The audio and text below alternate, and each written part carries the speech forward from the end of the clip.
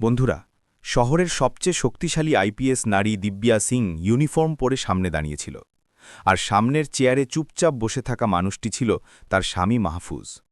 কিন্তু সেই মুহূর্তে ঘরে কোনো স্বামী স্ত্রী ছিল না। সেখানে শুধু একজন অফিসার ছিল এবং তার সামনে বসেছিল একজন সাধারণ মানুষ। আর সেই নীরবতা ভেঙে দিব্যা সিং খুব সাধারণ সুরে বলল, ৫০ লাখ দেব, ডিভোর্স দিয়ে দাও। যেন সে কোনো সম্পর্ক নয়, কোনো ফাইল শেষ করছে। যেন সামনে বসে থাকা মানুষটি তার জীবনসঙ্গী নয়, বরং একটি ঝুলে থাকা মামলা। আর ওই একটি বাক্য ঘরের সমস্ত বাতাস ভারী করে দিল। মাহফুজ প্রথমে ইউনিফর্মের দিকে তাকাল। কাঁধে লাগানো স্টার, ইস্ত্রি করা খাকি পোশাক, সোজা হয়ে থাকা কোমর, এবং তারপর সেই মুখের দিকে তাকাল যাকে সে একসময় মেকআপ ছাড়া, পদ ছাড়া, পরিচয় ছাড়া দেখেছিল। আর সেই এক নজরেই সে বুঝে গেল যে এই প্রস্তাব হঠাৎ করে আসেনি। এটা অনেক আগে থেকেই প্রস্তুত ছিল, শুধু আজ প্রথমবারের মতো ইউনিফর্ম পরে বলা হয়েছে। কারণ মানুষ যখন কোনো কথা বারবার ভাবে, তখন একদিন সেই কথা আওয়াজে পরিণত হয়েই যায়। ঘরটি সেই একই ছিল, যেখানে একসময় সাধারণ হাসির শব্দ বাজত। সেই দেওয়ালগুলো, যার সামনে দুজনে ভবিষ্যতের কথা বলেছিল। কিন্তু আজ ওই দেওয়ালগুলোতে কোনো আওয়াজ ধাক্কা খাচ্ছিল না। কারণ ক্ষমতার সামনে স্মৃতিরা প্রায় চুপ হয়ে যায়।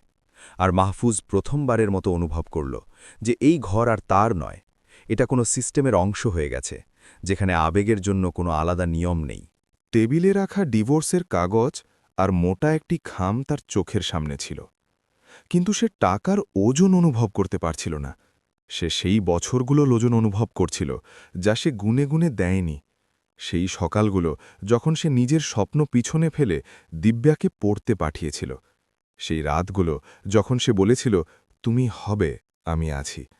সেই দিনগুলো যখন সে প্রতিটি খোটা নিজের ভাগে নিয়েছিল, যে স্ত্রী অফিসার হলে সংসার কিভাবে চলবে।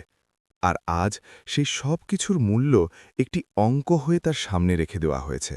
মাহফুজের ভেতর কোনো রাগ জাগল না, কোনো চিৎকার বেরোল না, কারণ কিছু আঘাত এত সোজা হয় যে তাতে প্রতিক্রিয়ার কোনো জায়গাই থাকে না। সে শুধু এটা বোঝার চেষ্টা করছিল যে নারীর জন্য সে নিজেকে পিছনে রেখেছিল, আজ সেই নারী তাকে এগিয়ে যাওয়ার রাস্তা থেকে সরিয়ে দিচ্ছে। আর এটা ভাবতে ভাবতে তার ভেতরে অদ্ভুত এক ঠান্ডা নেমে এলো। দিব্যা সিং তার মুখে কোনো ভাব খোঁজার চেষ্টা করল না, কারণ সে এখন ভাব পড়ার অভ্যেস হারিয়ে ফেলেছে। তার পৃথিবী ফাইল, আদেশ আর সিদ্ধান্তের পৃথিবী হয়ে গেছে, যেখানে মানুষের চোখের চেয়ে কাগজের ভাষা বেশি বোঝা যায়। আর মাহফুজের কাছে এই বিষয়টি সবচেয়ে বেশি বিঁধল যে এই সব কিছু কোনো রাগে বলা হয়নি, বরং খুব ভেবে চিনতে, খুব ভারসাম্যের সাথে বলা হয়েছে। মাহফুজের মনে পড়ল যে একসময় এই ঘরে বসেই সে দিব্যাকে বলেছিল, অফিসার হওয়া জীবনের শেষ নয়, শুরু। আর দিব্যা হাসতে হাসতে বলেছিল যে সে নিজেকে কখনো বদলাতে দেবে না। কিন্তু আজ সে বদলে গেছে, এতটাই যে তার নিজেরও হয়তো এর কোনো অনুভূতি নেই। কারণ ক্ষমতা প্রায়ই পরিবর্তনকে অর্জনের নাম দিয়ে দেয়।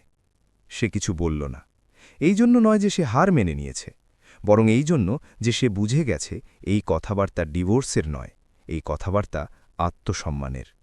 সেই নীরবতায় অনেক কিছু বলা হচ্ছিল, বিদেয় নেওয়া বছরগুলো, ভাঙতে থাকা স্বপ্ন, আর সেই বিশ্বাস যা এখন কোনো আদালতে প্রমাণ করা যাবে না। আর মাহফুজের প্রথমবারের মতো মনে হল যে সম্ভবত সে এই সম্পর্কে আগেই একা হয়ে গিয়েছিল, শুধু আজ সে আনুষ্ঠানিক শব্দগুলো পেল। দিব্যা সিং কাগজগুলোর দিকে ইশারা করল, যেন এটা বোঝাতে চাইছে যে ফয়সালা আবেগ দিয়ে নয়, স্বাক্ষর দিয়ে হবে। আর মাহফুজ সেই ইশারা দেখল, কিন্তু তার নজর কাগজের ওপর আটকাল না। তার নজর সেই নারীর ওপর আটকে রইল যাকে সে একসময় নিজের ঘর মেনেছিল। আর আজ সেই ঘরই তাকে ছেড়ে যাওয়ার রাস্তা দেখাচ্ছে। আর ঠিক সেই মুহূর্তে, কোনো হট্টগোল ছাড়া, কোনো নাটক ছাড়া, সেই গল্পের আসল শুরু হয়ে গেল, যাকে মাহফুজ সম্পর্ক ভেবেছিল, আর দিব্যা সিং সওদা। মাহফুজ সেই ঘর থেকে বেরিয়ে এলো। তার পা টলল না, কারণ কখনো কখনো মানুষ এতটাই ভেঙে যায় যে শরীরে টলমল করার দরকারই পড়ে না। সে সোজা চলতে লাগল, একদম সোজা, যেন ভেতরে সবকিছু আগেই ভেঙে চড়ে গেছে আর বাইরে এখন শুধু আনুষ্ঠানিক নড়াচড়া বাকি আছে। আর সেই আনুষ্ঠানিকতায় সে ওই ঘরের সিঁড়ি গিয়ে নামল, যেখানে সে তার জীবনের সবচেয়ে লম্বা সফর পার করেছিল, কিছু না বলে, কাউকে না জানিয়ে। কারণ কিছু সফর কাগজে লেখা হয় না, সেগুলো মানুষের ভেতরে চলে। তার মাথায় কোনো শব্দ ছিল না, না কোনো প্রশ্ন, না কোনো অভিযোগ, শুধু একটানা চলতে থাকা স্মৃতি ছিল যা তাকে অনেক পিছনে নিয়ে যাচ্ছিল। সেই সময়ে যখন দিব্যা সিং শুধু দিব্যা ছিল, না কোনো ইউনিফর্ম, না কোনো স্টার, না কোনো সিস্টেম, শুধু একটি মেয়ে যার স্বপ্ন তার চোখের চেয়ে বড় ছিল এবং সাধ্য তার চেয়ে ছোট। আর মাহফুজ ছিল সেই মানুষ যে ওই স্বপ্নগুলোকে বোঝা নয়, দায়িত্ব মনে করেছিল, কারণ তার কখনো এই ভয় লাগেনি যে তার স্ত্রী এগিয়ে গেলে সে পিছনে পড়ে যাবে। তার মনে পড়ল সেই ছোট ঘরটি, যেখানে রাতের নিস্তব্ধতায় দিব্যা বইয়ে ডুবে থাকত, আর সে চা বানিয়ে আনত, এটা না জিজ্ঞেস করে যে কতক্ষণ পড়বে, কারণ সে কখনো সময়কে শর্ত বানায়নি। আর সেই রাতগুলোতে যখন দিব্যা ক্লান্ত হয়ে বলতো যে হয়তো হবে না, মাহফুজ শুধু এইটুকু বলতো হয়ে যাবে। আর ওই একটি বাক্যে তার শুধু বিশ্বাস নয়, তার পুরো অংশীদারিত্ব থাকত। সেই সকালটাও মনে পড়ল যখন মহল্লার মহিলারা খোঁটা দিত, যখন আত্মীয়রা প্রশ্ন করত যে বউ অফিসার হলে স্বামী কি করবে, আর মাহফুজ প্রতিবার হেসে কথা উড়িয়ে দিত, কারণ অন্যদের বোঝানোর চেয়ে তার নিজের স্ত্রীর ওপর বেশি বিশ্বাস ছিল। আর সেই বিশ্বাসে সে কখনো হিসাব রাখেনি যে সে কি ছেড়েছে আর কি পেয়েছে, কারণ কিছু সম্পর্কে গণনা শুরু হতেই সম্পর্ক শেষ হতে শুরু করে। তারপর সেই দিনটি এলো যখন রেজাল্ট এসেছিল, যখন দিব্যার নাম তালিকায় ছিল এবং বাড়িতে মিষ্টি এসেছিল, অভিনন্দন এসেছিল। আর মাহফুজ প্রথমবারের মতো তার চোখে সেই চমক দেখেছিল যা শুধু সফলতার পর আসে। আর সেই চমকেই সে এটাও দেখেছিল যে কিছু একটা বদলাচ্ছে, খুব ধীরে, খুব চুপচাপ, যেমন নদীর গতিপথ বদলায়। প্রথমে জল সেটাই থাকে, কিনারা বদলে যায়। ট্রেনিংয়ের দিন, নতুন পোস্টিং, নতুন শহর, প্রতিটি পরিবর্তনের সাথে দূরত্ব বাড়তে লাগল। প্রথমে ফোন কম হলো, তারপর কথা, আর তারপর সেই সহজ ভাব যা একসময় না বলেও সাথে রাখত। আর মাহফুজের মনে পড়ল যে সে কবে শেষবার দিব্যাকে নিজের দিনের ছোট কোনো কথা বলেছিল, আর কবে শেষবার দিব্যা তাড়াহুড়ো না করে তার কথা শুনেছিল। কারণ যখন জীবন দ্রুত হয়ে যায়, সম্পর্কগুলো প্রায়ই পিছনে পড়ে যায়।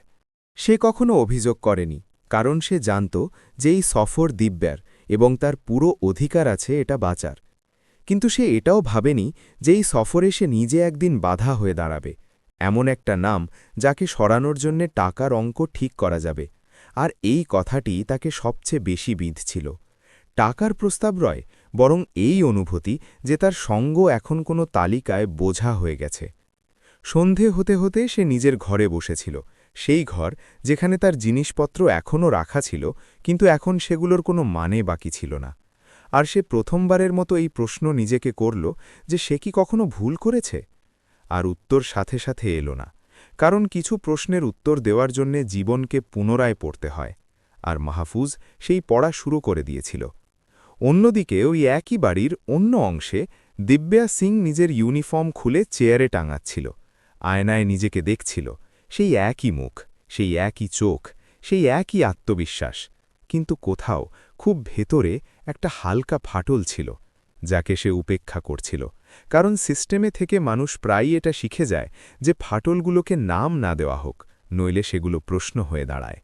আর সেই রাতে একই ছাদের নিচে দুজন মানুষ জেগেছিল, একজন যে সম্পর্ক পালন করেছিল, আর একজন যে সম্পর্ক মিটিয়েছিল।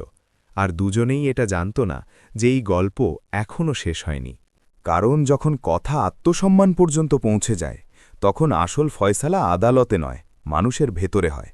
এখান থেকেই সেই মোড় শুরু হয়ে গিয়েছিল, যেখানে ডিভোর্স শুধু কাগজের প্রক্রিয়া থাকবে না, বরং দুটি চিন্তাধারার সংঘর্ষ হতে চলেছিল, একটি ক্ষমতার আর একটি মানবিকতার।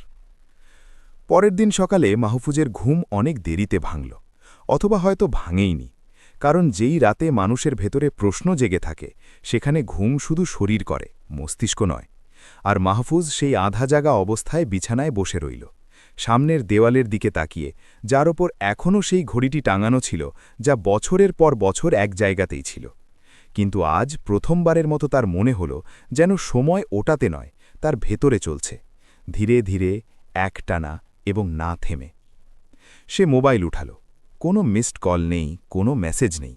আর এই নিস্তব্ধতা তাকে অবাক করছিল না, কারণ সে এখন বুঝে নিয়েছে যে যেই সম্পর্কে পদ চলে আসে, সেখানে অপেক্ষা আপনা আপনি শেষ হয়ে যায়।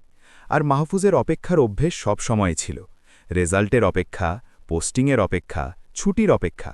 কিন্তু সে কখনো ভাবেনি যে একদিন তাকে নিজেরই সম্পর্কের ফয়সালার অপেক্ষা করতে হবে, তাও আবার টাকার সাথে। দুপুর পর্যন্ত সে নিজেকে সামলে বাইরে বেরোল, কোনো নির্দিষ্ট দিক ছাড়া, শুধু হাঁটার জন্য। কারণ কিছু সিদ্ধান্তের আগে মানুষের হাঁটা জরুরি হয়, যাতে ভেতরের বোঝা কিছুটা হালকা হতে পারে। আর হাঁটতে হাঁটতে তার সেই দিনটি মনে পড়ল, যখন প্রথমবার দিব্যা তাকে বলেছিল যে সে আইপিএস হতে চায়। আর সে এক মুহূর্ত না ভেবে উত্তর দিয়েছিল, চেষ্টা নয়, প্রস্তুতি নাও। কারণ সে সবসময় এটা মেনেছে যে স্বপ্নকে অর্ধেক মন দিয়ে দেখা মানুষ অর্ধেক জীবন বাঁচে। তার এটাও মনে পড়ল যে ওই সফরে সে কতবার নিজেকে থামিয়েছিল, চাকরি বদলানো থেকে, শহর ছাড়া থেকে, নিজের উন্নতির চিন্তা থেকে। কারণ প্রতিবার তার মনে হতো যে এখন সময় নয়, এখন দিব্যার সময়। আর সেই এখনে বছর পার হয়ে গেল, কিন্তু সে কখনো এটাকে ত্যাগ বা বলিদান বলেনি, কারণ সে কখনো বিনিময় কিছু চায়নি। সন্ধ্যা হতে হতে দিব্যার ফোন এলো, খুব আনুষ্ঠানিক, খুব ছোট। সে বলল যে আইনজীবীর সাথে কথা হয়ে গেছে, প্রক্রিয়া সহজ, টাকা ট্রান্সফার করে দেওয়া হবে। আর ভালো হবে যদি তারা এটা শান্তভাবে মিটিয়ে নেয়, কারণ মিডিয়ায় কথা গেলে তার ইমেজের ওপর প্রভাব পড়তে পারে। আর এটা শুনে মাহফুজ প্রথমবারের মতো হাসল, খুব হালকাভাবে, কারণ সে এটা বুঝে গিয়েছিল যে এখন সম্পর্ক নয়, প্রতিষ্ঠা বাজি ধরা হয়েছে। আর এই বাজিতে সে ঘুঁটি হয়ে গেছে। সে প্রথমবারের মতো খুব পরিষ্কার শব্দে বলল যে তার টাকা চাই না। ফোনের ওই পারে কিছু মুহূর্তের নিস্তব্ধতা ছিল। তারপর দিব্যার আওয়াজ এলো, একটু কঠোর, একটু চমকানো, যেন সে এমন কোনো উত্তরের আশাই করেনি। আর মাহফুজ খুব শান্ত স্বরে বলল যে সে সঙ্গ এই জন্যে দেয়নি যে একদিন তার দাম লাগানো হবে। আর যদি ডিভোর্স হতেই হয় তবে সেটা সওদা ছাড়া হবে, কারণ আত্মসম্মান কোনো ব্যাঙ্ক অ্যাকাউন্টে জমা করা যায় না। সেদিন প্রথমবারের মতো দিব্যার মনে হল যে সামনে বসে থাকা মানুষটি দুর্বল নয়, শুধু শান্ত। আর এই অনুভূতি তাকে বিরক্ত করতে লাগল, কারণ সিস্টেমে সবচেয়ে কঠিন সেই মানুষটিই হয় যে লড়াই করে না, মাথা নোয়ায় না, শুধু নিজের সিদ্ধান্তে অটল থাকে। আর মাহফুজ সেই জায়গায় দাঁড়িয়ে গিয়েছিল যেখান থেকে পিছনে ফেরার কোনো দরকার হয় না। পরের কয়েকদিন আইনি কাজকর্মে কাটতে লাগল। তারিখ ঠিক হল, দলিল তৈরি হল। আর প্রতিবার যখন দুজন মুখোমুখি হতো, ঘরে সেই একই আনুষ্ঠানিকতা থাকত, সেই একই দূরত্ব। কিন্তু এখন মাহফুজের ভেতরে ভয় ছিল না, কারণ সে এটা মেনে নিয়েছিল যে সে এই সম্পর্ককে হাড়ের মতো নয়, একটি উপলব্ধির মতো ছাড়বে। আর এই উপলব্ধি তাকে হালকা করছিল। এক সন্ধ্যায় যখন সে বাড়ি ফিরল, সে নিজের কাপড় গোছাতে শুরু করল। আলমারিতে রাখা জিনিসগুলো দেখতে দেখতে প্রতিটি জিনিস এক একটি স্মৃতির মতো লাগছিল। কিন্তু এখন ওই স্মৃতিগুলো তাকে আটকাচ্ছিল না, কারণ সে ঠিক করে নিয়েছিল যে সে ওই স্মৃতিগুলোকে বোঝা হতে দেবে না। আর ঠিক তখনই তার মনে হল যে হয়তো এই সম্পর্ক ভাঙছে না, বরং নিজের আসল রূপে সামনে আসছে, যেখানে সঙ্গ ছিল কিন্তু সমতা ছিল না। অন্যদিকে দিব্যা সিং নিজের অফিসে বসেছিল, ফাইল ওল্টাচ্ছিল, কিন্তু প্রতিটি কাগজের মাঝে সে সেই একটি উত্তরই প্রতিধ্বনিত হতে শুনছিল, আমার টাকা চাই না। আর সে বুঝতে পারছিল না যে এই উত্তরকে কিভাবে শ্রেণীবদ্ধ করবে, কারণ সিস্টেমে সবকিছুর ক্যাটেগরি থাকে, কিন্তু মানবিকতার থাকে না। আর হয়তো প্রথমবারের মতো সে সেই শূন্যস্থান অনুভব করছিল যেখানে নিয়ম কাজ করে না। এটা পরিষ্কার হয়ে গিয়েছিল যে এই ডিভোর্স শুধু দুজন মানুষের আলাদা হওয়ার গল্প নয়, এটা দুটি দৃষ্টিভঙ্গির সংঘর্ষের গল্প। একজন যে সম্পর্ক পালন করেছে, আর একজন যে সম্পর্ক মেটানোর চেষ্টা করেছে। আর এই সংঘর্ষে যা বদলাবে তা শুধু সম্পর্ক হবে না, বরং দুজনের চিন্তাধারা হবে। আর এখান থেকেই সেই সময় শুরু হলো যখন মাহফুজের এটা মনে হতে লাগল যে কখনো কখনো সম্পর্ক ছাড়া হার নয়, বরং নিজেকে বাঁচানোর শেষ উপায় হয়। আদালতের সিঁড়ি সবসময় মাহফুজের ভারী লাগত, হয়তো এই জন্য নয় যে সেখানে ইনসাফ পাওয়া যায় কি যায় না, বরং এই জন্য যে সেখানে পৌঁছাতে পৌঁছাতে মানুষ নিজের ভেতর অনেক কিছু ছেড়ে আসে। আশা, ভ্রম এবং কখনো কখনো সম্পর্কের শেষ চিহ্ন। আর সেই সকালে যখন সে ওই সিঁড়িতে দাঁড়িয়েছিল, তার মনে হচ্ছিল যে সেই শুধু একটা ডিভোর্সের জন্য আসেনি, সে নিজের অতীতকে আনুষ্ঠানিকভাবে বিদায় জানাতে এসেছে, কোনো অভিযোগ ছাড়া, কোনো হট্টগোল ছাড়া। দিব্যা সিং নিজের গাড়ি থেকে নামল তো আশেপাশের নজর আপনা আপনি তার দিকে ঘুরে গেল। ইউনিফর্মে ছিল না, কিন্তু তার চালচলন, তার আত্মবিশ্বাস এবং তার সাথে চলতে থাকা ফাইলগুলো এটা বলার জন্য যথেষ্ট ছিল যে সে কে। আর মাহফুজ তাকে দূর থেকে দেখল, কিন্তু তার কোনো কষ্ট হল না, কারণ এখন সে ওই দৃষ্টি থেকে এগিয়ে গেছে যেখানে তুলনা হয়। এখন তার ভেতরে শুধু একটা স্থবিরতা ছিল, যেন কোনো লম্বা সফর শেষ হয়ে থেমেছে। আইনজীবীরা নিজেদের কথায় ব্যস্ত ছিল, তারিখ, ধারা, কাগজ সবকিছু খুব সাজানো, খুব গোছানো, কিন্তু মাহফুজের কাছে এই সব কিছু অন্য কারুর গল্প মনে হচ্ছিল, কারণ যেই সম্পর্ককে সে যাপন করেছিল তা ওই শব্দগুলোতে কখনো ধরতেই পারে না। আর সে চুপচাপ এক কোণে বসে রইল, এটা ভাবতে ভাবতে যে হয়তো মানুষের সবচেয়ে বড় হার এটা নয় যে তার সম্পর্ক ভেঙে যাক, বরং এটা হয় যে তার সম্পর্ক কোনো প্রক্রিয়ায় বদলে যাক। দিব্যা একবার তার দিকে তাকাল, খুব ক্ষণিকের জন্য, যেন এটা যাচাই করার জন্য যে সে এখনও ওখানেই আছে কিনা। আর ওই এক নজরে মাহফুজের না রাগ দেখা গেল, না অনুশোচনা, শুধু সেই ভারসাম্য যা সে প্রতিটি সিদ্ধান্তে রেখেছিল। আর সে এটা বুঝে গেল যে সেও নিজের মতো করে এই গল্প শেষ করতে চায়, কোনো দাগ ছাড়া, কোনো প্রশ্ন ছাড়া। যখন বিচারক আপসের কথা বললেন এবং ৫০ লাখ টাকার উল্লেখ এলো, তখন মাহফুজ প্রথমবারের মতো উঠে দাঁড়াল, খুব সাধারণভাবে, কোনো আবেগপূর্ণ ভাষণ ছাড়া, এবং সে শুধু এইটুকু বলল যে সে কোনো ধরনের আর্থিক আপস্বীকার করবে না, কারণ এই সম্পর্ক তার জীবনের অংশ ছিল, সওদা নয়। আর ওই একটি বাক্য ঘরে উপস্থিত মানুষদের কিছু মুহূর্তের জন্য থামিয়ে দিল, কারণ তাদের এই ধরনের প্রত্যাখ্যানের অভ্যাস নেই। দিব্যা তার দিকে তাকাল, এবার একটু বেশিক্ষণ, আর হয়তো প্রথমবারের মতো সে এটা অনুভব করল যে লোকটিকে সে দুর্বল ভেবেছিল আজ সে সবচেয়ে মজবুত দাঁড়িয়ে আছে, কারণ তার কাছে হারানোর মতো কিছু বাকি ছিল না। আর এই কথাটাই তাকে অস্থির করছিল, কারণ ক্ষমতার সবচেয়ে বড় ভয় এটাই হয় যে সামনের জন ভয় ছাড়া দাঁড়িয়ে পড়ে। কাজ এগিয়ে চলল, তারিখ ঠিক হল, আর বাইরে বেরোতে বেরোতে মাহফুজ একটা দীর্ঘশ্বাস নিল, যেন অনেকক্ষণ ধরে আটকে থাকা বাতাস বাইরে ছাড়ল। আর আদালতের বাইরে দাঁড়িয়ে তার প্রথমবারের মতো মনে হল যে এখন সে কোনো পরিচয়ের অংশ নয়, না স্বামীর, না কোনো অফিসারের ছায়ার। সে শুধু একজন মানুষ, আর এই শুধুতে সে অদ্ভুত এক স্বাধীনতা অনুভব করছিল। দিব্যা কিছু দূরে দাঁড়িয়েছিল, ফোনে কারো সাথে কথা বলছিল, সেই একই আত্মবিশ্বাস, সেই একই নিয়ন্ত্রণ। কিন্তু যখন সে কল কেটে এক মুহূর্তের জন্য ফাঁকা জায়গায় তাকাল, তখন সে বুঝতে পারল যে কিছু জিনিস জিতেও হাতছাড়া হয়ে যায়। আর হয়তো সেই জিনিস তার সামনেই দাঁড়িয়েছিল, চুপচাপ, অভিযোগহীন। মাহফুজ সেখান থেকে চলে গেল, পিছনে না তাকিয়ে, কারণ কিছু দরজা বন্ধ করার জন্য ফিরে দেখার প্রয়োজন হয় না। আর ওই চলতে থাকা মানুষটির পা এখন আগের মতো ভারী ছিল না, কারণ সে নিজের ভেতরে এটা ঠিক করে নিয়েছিল যে সে এই গল্পের শেষ নিজে ঠিক করবে, আদালত নয়। আর এখান থেকেই সেই মোড় শুরু হল যেখানে ডিভোর্স এক আনুষ্ঠানিক প্রক্রিয়া থেকে বেরিয়ে এক ব্যক্তিগত সিদ্ধান্ত হয়ে গেল, এমন এক সিদ্ধান্ত যা হারের নয়, আত্মসম্মানের ছিল। ডিভোর্সের শেষ তারিখের পর মাহফুজ শহর ছাড়ল না, না কোনো বড় সিদ্ধান্ত নিল, না কাউকে এটা বোঝানোর চেষ্টা করল যে তার সাথে অন্যায় হয়েছে, কারণ কিছু হার এমন হয় যা প্রমাণ করার দরকার পড়ে না, সেগুলো মানুষের ভেতরে আপনা আপনি এক নতুন বোধ হয়ে বসে যায়। আর মাহফুজ সেই বোধের সাথেই সকালে উঠতে শুরু করেছিল, কোনো অভিযোগ ছাড়া, কোনো আশা ছাড়া, যেন জীবন এখন তার কাছে কিছু চাইছে না, শুধু তাকে বাঁচতে দিচ্ছে।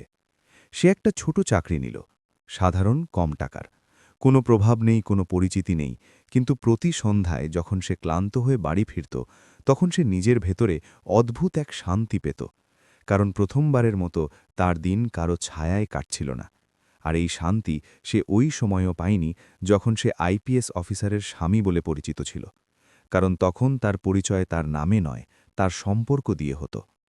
এদিকে দিব্যা সিংয়ের জীবন বাইরে থেকে একই রকম চলতে থাকল, পোস্টিং, মিটিং, আদেশ, প্রশংসা, সবকিছু গোছানো, সাজানো, কিন্তু কোথাও ভেতরে একটা শূন্যতা ছিল যা কোনো ফাইলে নথিবদ্ধ হয় না, কারণ তার এখন এটা মনে হতে শুরু করেছিল যে সেই যেই মানুষকে দুর্বল ভেবে ছেড়েছিল, সেই মানুষটি কোনো হট্টগোল ছাড়া নিজের জীবন আবার গড়ে তুলছে। আর এই অনুভূতি তাকে রাতে অনেকক্ষণ জাগিয়ে রাখত। একদিন হঠাৎ দিব্যা মাহফুজকে ফোন করল, খুব সাধারণ কল, না কোনো আনুষ্ঠানিকতা, না কোনো আদেশ। সে শুধু জিজ্ঞেস করল যে সে কেমন আছে। মাহফুজ সত্যি সত্যি বলল, ঠিক আছি। ওই ঠিকে কোনো খোটা ছিল না, কোনো লোক দেখানো ভাব ছিল না। আর ওই কথাটাই দিব্যাকে সবচেয়ে বেশি বিঁধল, কারণ সে প্রথমবারের মতো অনুভব করল যে ওই মানুষটি এখন তার থেকে কিছু চাই না। আর হয়তো এটাই তার সবচেয়ে বড় হার ছিল, কারণ ক্ষমতা ততক্ষণই কাজ করে যতক্ষণ সামনের জন তার থেকে কিছু চায়। দিব্যা বলল যে যদি সে চায় তবে তারা আবার কথা বলতে পারে, বিষয়গুলো অন্যভাবে ভাবতে পারে, কারণ পরিস্থিতি এখন স্থিতিশীল। আর এটা বলতে গিয়ে তার গলা প্রথমবারের মতো একটু কেঁপে উঠল। কিন্তু মাহফুজ খুব শান্ত স্বরে উত্তর দিল যে খারাপ সময় সঙ্গ ছেড়ে দিয়েছে সে ভালো সময়ের দাবিদার হতে পারে না। আর এই বাক্য কোনো প্রতিশোধের মতো ছিল না, শুধু একটা পরিষ্কার সিদ্ধান্ত ছিল। ফোন কেটে গেল। কোনো লম্বা তর্ক হলো না, কোনো শেষ দেখা হলো না। আর সেই সরলতায় মাহফুজ নিজের জীবনের সবচেয়ে বড় সিদ্ধান্ত পূর্ণ করে নিল, কোনো আদালত ছাড়া, কোনো সাক্ষী ছাড়া। সেই সন্ধ্যায় সে অনেকক্ষণ একা বসে রইল, জানালা দিয়ে বাইরে তাকিয়ে। আর সে অনুভব করল যে সে না জেতার চেষ্টা করছে, না প্রমাণ করার। কারণ কিছু জয় অন্যদের দেখানোর জন্য হয় না, সেগুলো মানুষকে নিজের সাথে মেলানোর জন্য হয়। আর আজ সে নিজের সাথে মিলেছে বলে অনুভব করছিল। দিব্যা সিং নিজের অর্জনগুলোর মাঝে দাঁড়িয়েছিল, কিন্তু প্রথমবারের মতো সে বুঝতে পারল যে ক্ষমতা দিয়ে সিদ্ধান্ত তো নেওয়া যায়, সম্পর্ক নয়। আর এই বোধ কোনো ট্রেনিংয়ের অংশ হয় না, এটা জীবন অনেক দেরি করে শেখায়, প্রায়ই তখন যখন শেখানোর মানুষটি সামনে থাকে না। এই গল্পে কোনো তালি বাজল না, কোনো জয় পরাজয়ের ঘোষণা হল না, শুধু একটা মানুষ ছিল যে ভেঙে গিয়েও বেঁচে গেল, আর একজন অফিসার ছিল যে জিতেও কিছু হারিয়ে ফেলল। আর হয়তো এটাই সত্যি যে আসল জয় সেটাই হয় যার পর মানুষকে নিজের সাথে চোখ মেলাতে লজ্জা পেতে হয় না।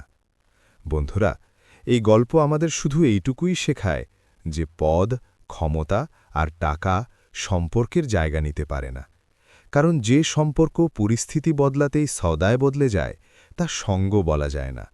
আর মানুষের আসল পরিচয় তার পদ দিয়ে নয়, তার সিদ্ধান্ত দিয়ে তৈরি হয়, বিশেষ করে তখন যখন সামনের জন দুর্বল নয়, শুধু শান্ত।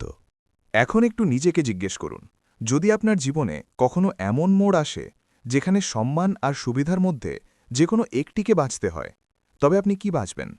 আর যদি আপনি দিব্যার জায়গায় হতেন, তবে কি আপনি সম্পর্ককে কাগজ দিয়ে মাপতেন, নাকি সেই মানুষের মূল্য বুঝতেন যে শর্তহীনভাবে সঙ্গ দিয়েছিল? নিজের মতামত মন থেকে কমেন্ট বক্সে অবশ্যই লিখবেন। আর যদি এই গল্প আপনাকে কোথাও ভেতর পর্যন্ত ছুঁয়ে থাকে, তবে ভিডিওটি লাইক করুন, চ্যানেল স্টোরি বাই বিকেকে সাবস্ক্রাইব করুন, এবং এটি শুধু শুনে এড়িয়ে যাবেন না, এটি সেই মানুষদের কাছে পৌঁছে দিন যারা আজও পরিস্থিতি আর পদের মাঝে নিজের সম্পর্ক হারিয়ে ফেলছে। আর এমন জীবনের কাছাকাছি থাকা গল্পের জন্য আমাদের সাথে জুড়ে থাকুন। আবার দেখা হবে এক নতুন সত্যির কাছাকাছি থাকা গল্পের সাথে। ততক্ষণ পর্যন্ত নিজের আত্মসম্মানের কদর করুন, সম্পর্ককে পরিস্থিতির ওপরে রাখুন। জয় হিন্দ, জয়।